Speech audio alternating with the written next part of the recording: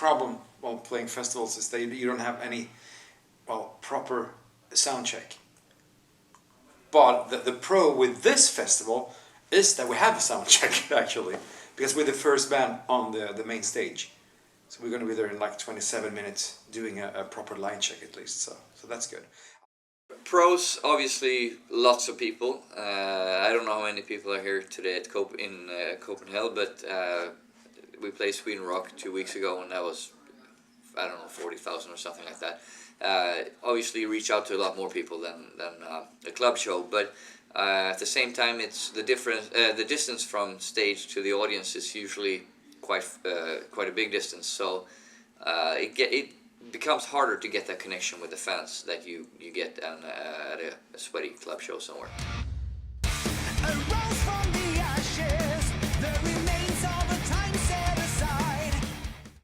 Well, it's not me, for sure.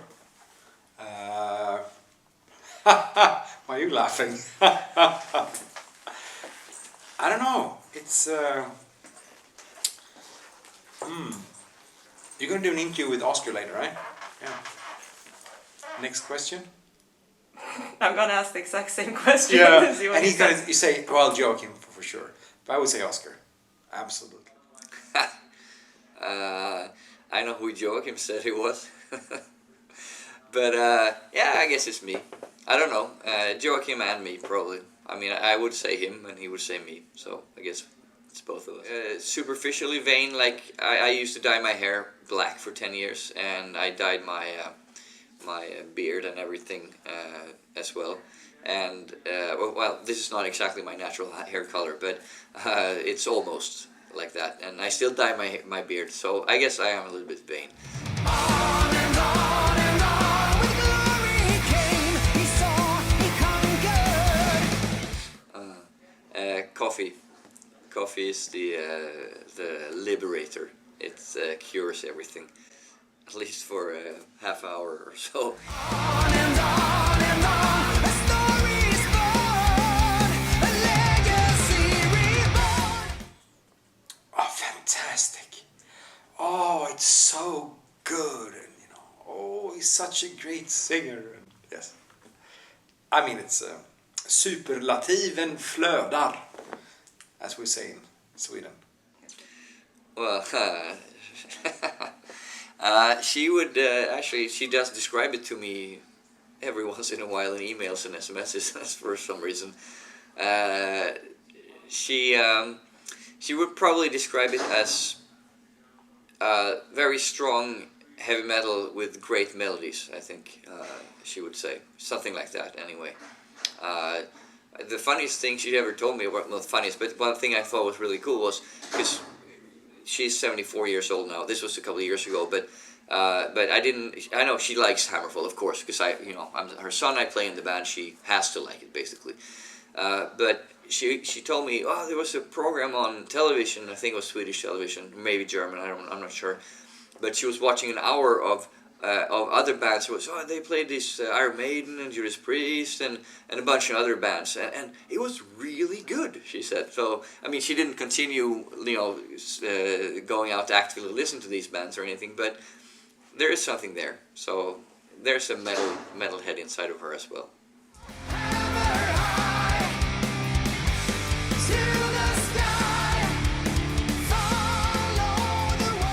We did a show in the US back in 1998 with Death, and but this was not a prank. We just formed a band that did a fantastic song by a band called The Perpetrators.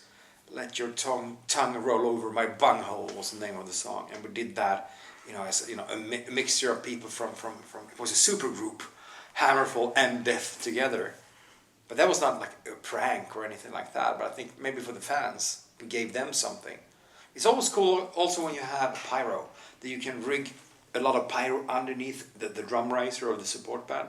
And all of a sudden he's sitting there and he's playing like in a ballad and bam! And totally wrong, totally out of timing. You set off the biggest explosion ever, and that's fun. Well, the best one was probably one of the absolute first ones. Well, the very first one we ever did actually was in Athens. We did a long tour with Gamma Ray in 1997, and yeah, it was a long tour with Gamma Ray and Jag Panzer, but they weren't going to Athens with us. We ended the tour in Greece, just those two bands, and of course, being the last show, we were we had some pranks played on us that night, so we had to get back at them. I don't know. I don't remember exactly. I think one of the pranks we did was because we were in Greece. I know they did this to us as well, so we just stole the idea. But we replaced the water in the water bottles, or some of them, with the ouzo because it looks exactly the same.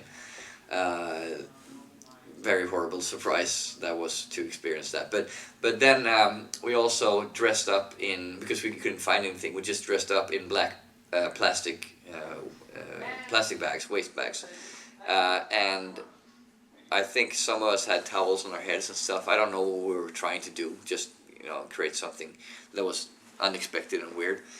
And then we put a sign that said "Ram a Gay" on it, and I don't know if it was an arrow or not, but then we danced on stage with this anyway, and I thought that was pretty funny.